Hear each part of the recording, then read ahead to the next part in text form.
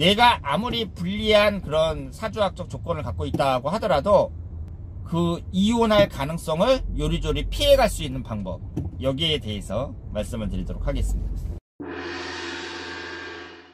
안녕하십니까. 여러분들의 장점을 찾아주는 남자 사주상담가 이기호입니다.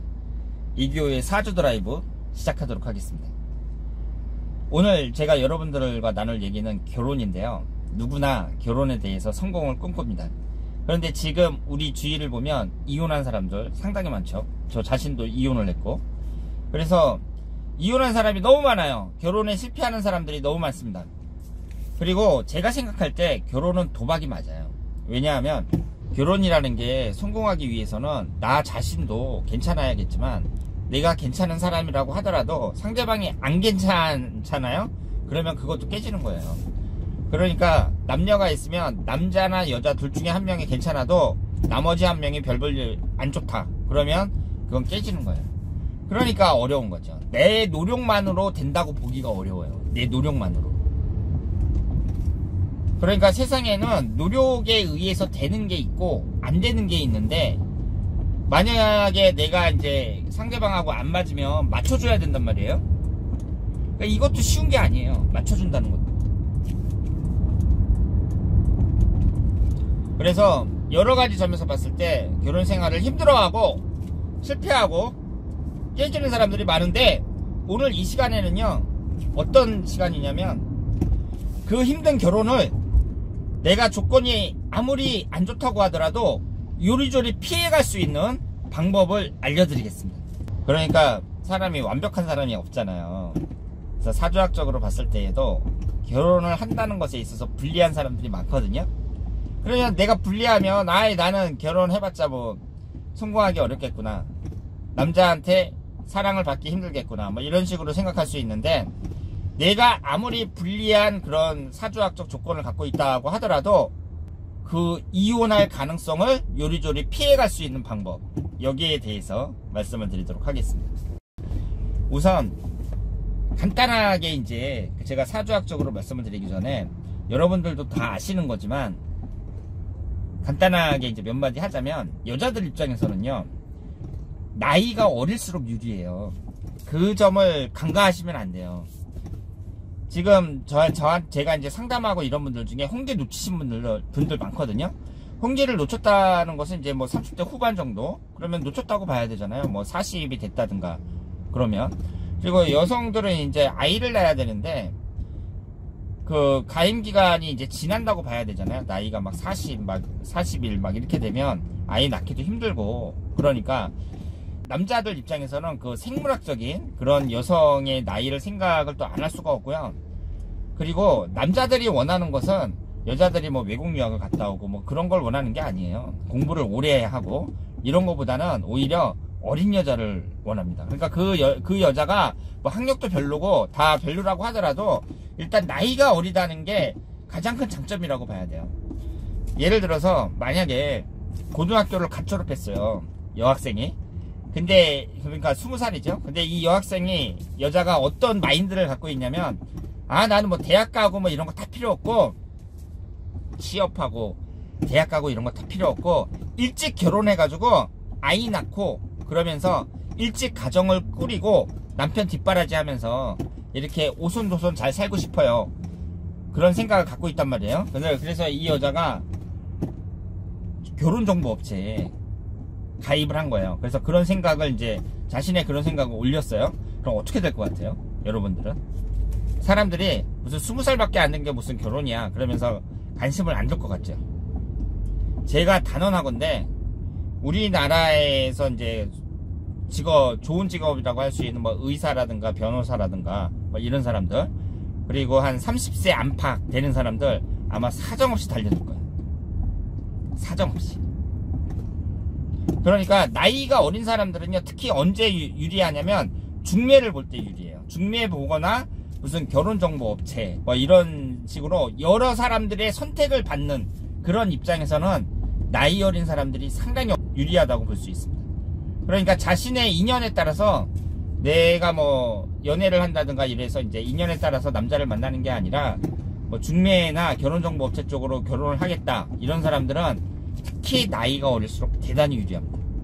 그래서 이런 기본적인 사항은 이제 여러분들도 다 아실 테고, 그러면 결혼은 도박이란 말이에요. 성공한 결혼을 한다는 것은 도박이란 말이에요. 나만 잘한다고 되는 게 아니라 상대방도 잘해야 되고, 그리고 우리나라는 또 배우자의 부모, 배우자 부모와 또 어떤 관계를 가지느냐, 이것도 중요하다고 봐야죠.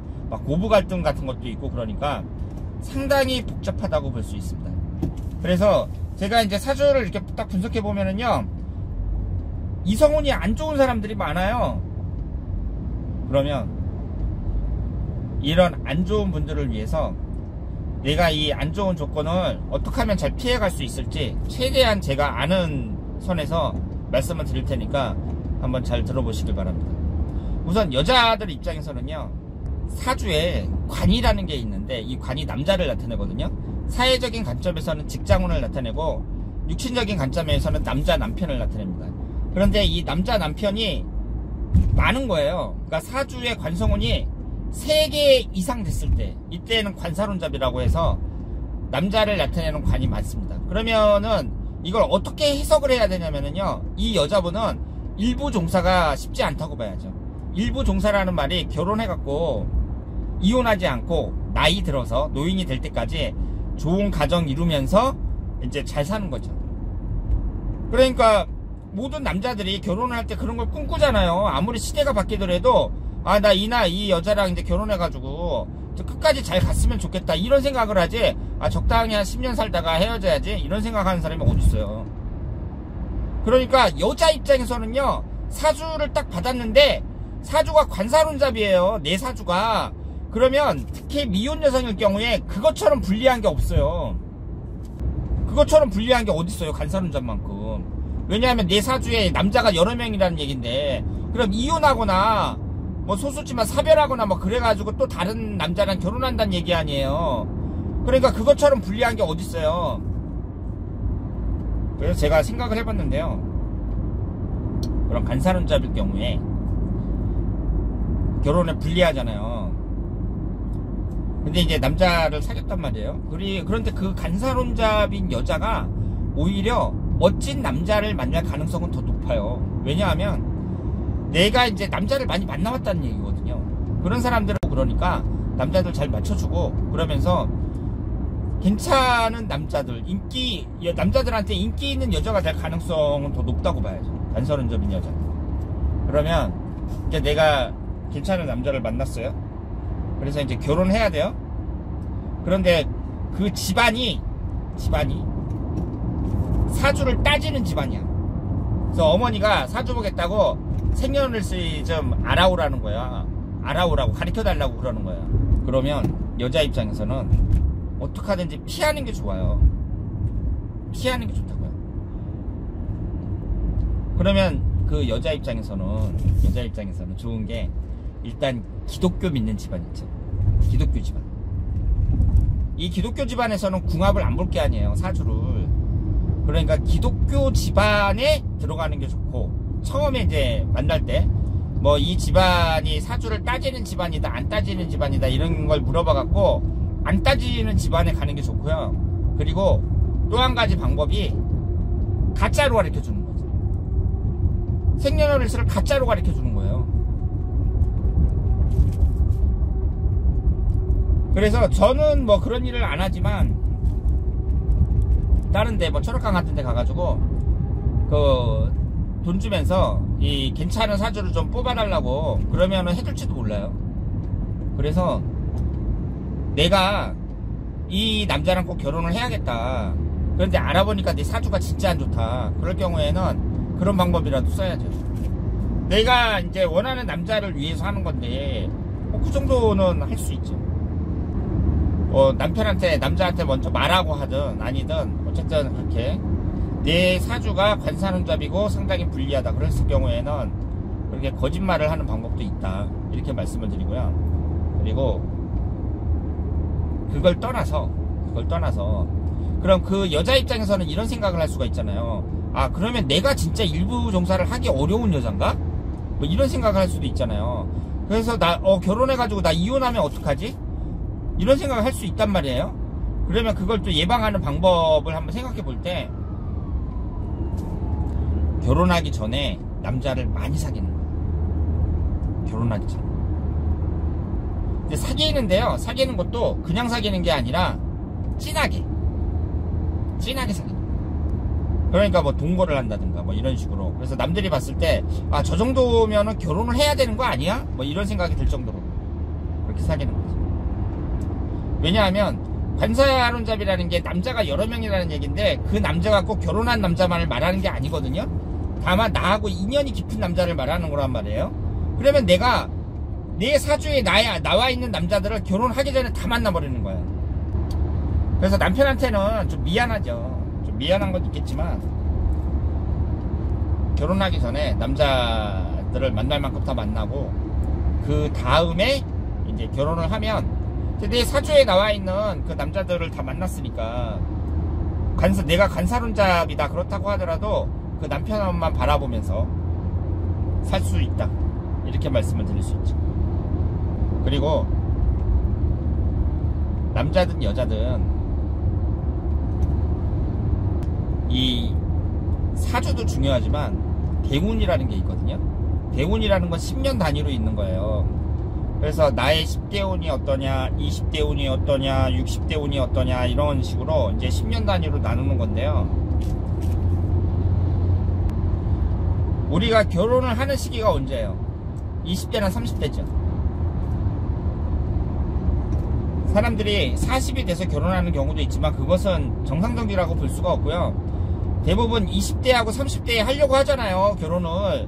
대부분이 그때 하고. 그러면 그 운을 잘 보셔야 돼요. 그러니까 결혼운이라는 건 상당히 복잡한 거예요. 그냥 사주팔자 8글자만 보는 게 아니라 여러 가지를 다 보셔야 되는데요. 이 10년 대운이라는 것도 중요하거든요. 그런데 내가 20대 운이 안 좋다, 안 좋아요, 20대 운이. 그러면 30대에 결혼하면 되죠. 그런데 30대 운이 안 좋아요. 그럼 20대에 결혼하는 게 낫죠. 20대에 결혼했다가 30대에 이혼하면 어떡하냐, 이렇게 말씀을 하실지 모르겠지만, 어쨌든 좋은 이성, 좋은 배우자를 만날 가능성은 20대라고 봐야죠. 그때가 운이 더 좋으니까. 그리고 20대하고 30대 운이 다 좋다, 그러면 20대에 해도 되고 30대에 해도 되는데, 제가 말씀을 드렸죠. 특히 여자 같은 경우는 나이가 어릴수록 유리하다고, 좋은 남자를 만날 가능성이 높다, 이렇게 말씀을 드렸어요. 조건이 좋은 조건이라고, 나이가 어릴수록. 그런데 대운을 봤더니 20대도 안 좋고 30대도 안 좋아요. 그러면 그 사람은 40대에 결혼을 해야 되느냐? 그렇지 않습니다. 어떻게 40에 결혼을 해요? 아무리 자기가 운이 안 좋다고 하더라도 20대나 30대에 결혼을 해야죠. 그러면 20대에 하는 게 좋냐, 30대에 하는 게 좋냐, 이걸 봤을 때 30대에 하는 게 낫습니다. 왜냐하면 내가 그때 운이 안 좋다는 거잖아요. 그러면 나이가 어린 사람들이요, 이혼을 더 많이 해요. 나이 어린 사람들이. 요즘 특히 젊은 사람들은 이혼하자는 말을 너무 쉽게 꺼냅니다. 기분 나쁘면 이혼이에요. 기분 나쁘면. 너 우리 엄마한테 그게 뭐 그런 식으로 하면 돼? 뭐 이러면서. 그래서 20대도 안 좋고 30대도 안 좋다, 대운이. 그럴 때에는 늦게 하는 게 낫다, 30대에 하는 게 낫다, 이렇게 말씀을 드리고요.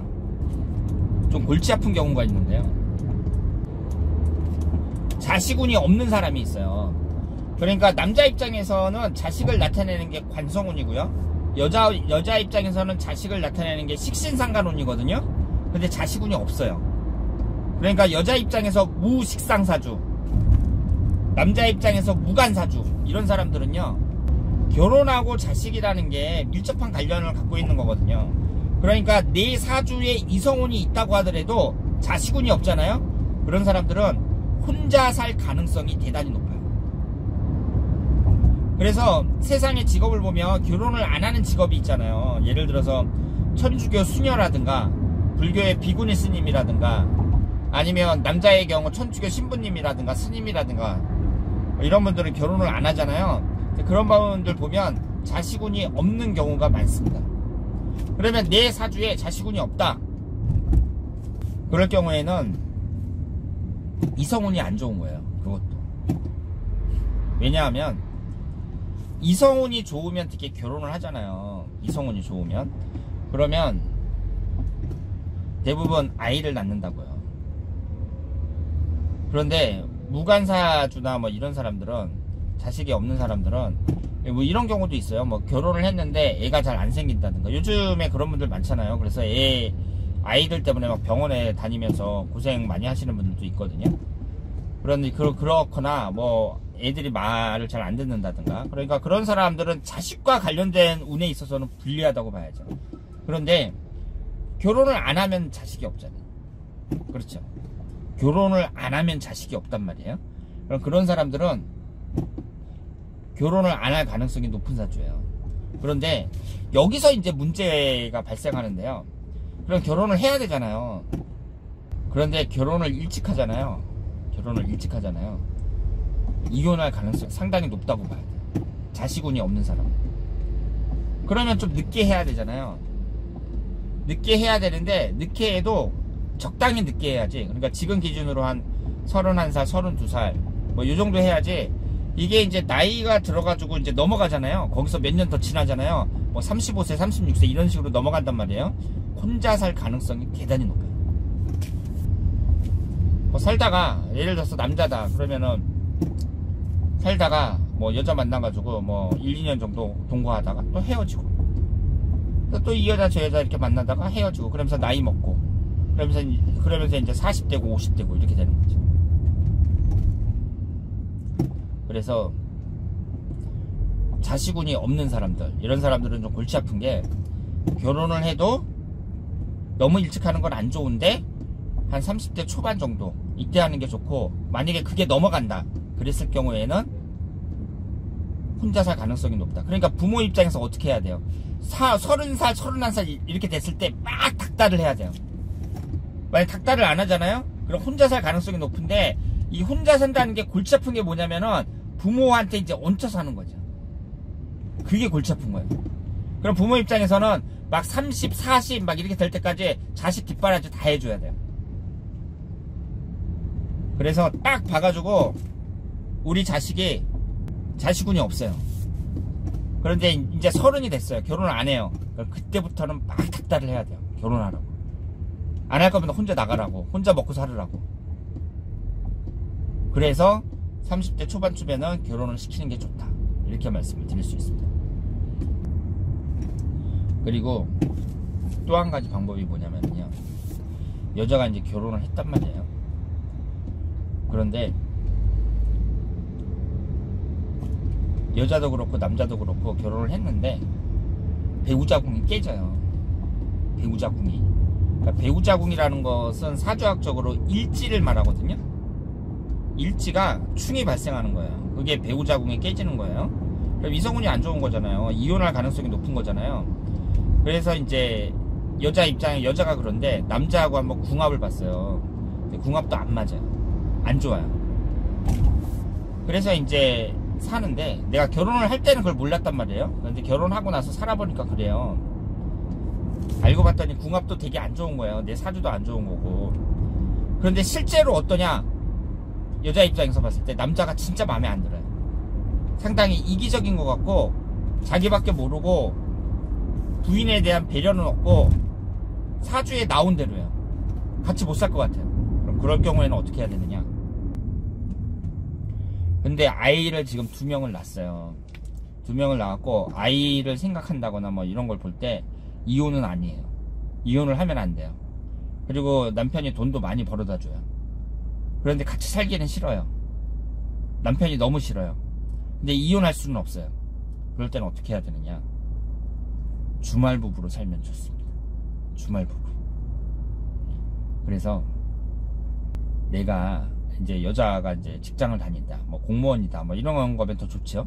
그러면 회사 사정에 의해서 내가 다른 지역으로 가야 된다. 가게끔 만드는 거예요. 회사에다가 신청을 해가지고 내가 지금 예를 들어서 어느 지역에 살고 있는데, 서울에 살고 있는데 저기 뭐 대전이라든가 충청도라든가 이런 데로 가겠다. 그래가지고 옮겨달라 그러고 남편한테는 회사 사정상 옮길 수밖에 없다.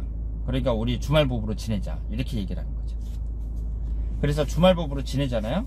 그러면 안 싸워요. 주말 부부. 만약에 주말 부부로 살면서도 다투잖아요. 그건 이혼하는 게 낫다고 봐야죠. 왜냐하면 일주일에 한 번 보는 거잖아요. 평상시에는 나 하고 싶은 대로 다 하다가 친구도 만나고 뭐 하고 싶은 대로 다 놀다가 이제 일주일에 한 번 딱 보는 거거든요. 근데 그것도 싫다. 그때도 싸운다. 그러면 헤어지는 게 낫죠. 근데 사주가 아무리 서로 안 맞고 궁합이 안 맞아도요, 이렇게 주말 부부로 살잖아요. 그럼 이혼하지 않고 10년 20년 계속 좋은 관계 유지하면서 살 수 있어요. 그래서 요즘엔 직장인들이 많은데 남자든 여자든 딱 봐가지고 내 배우자하고 도저히 못 살겠다 그럴 때에는 그렇게 회사에다가 뭐 정글을 신청한다든가 뭐 이런 식으로 해가지고 그 배우자한테는 회사 사정상 이렇게 됐다 이렇게 얘기를 하고 주말 부부로 지내는 것이 낫다고 말씀을 드릴 수 있죠. 그러면 배우자도 회사 사정상 뭐 자식들 먹고 살리기 위해서 직장을 다니는데 회사 사정상 그렇게 가는 거니까 뭐 거기에 대해서 큰 불만은 없을 테고. 그래서 제가 분석을 해본 결과 궁합도 안 좋고 그 이성운이 안 좋은 사람들도 주말 부부로 사는 사람들을 보면 좋은 관계를 유지하면서 사는 사람들은 엄청 많습니다.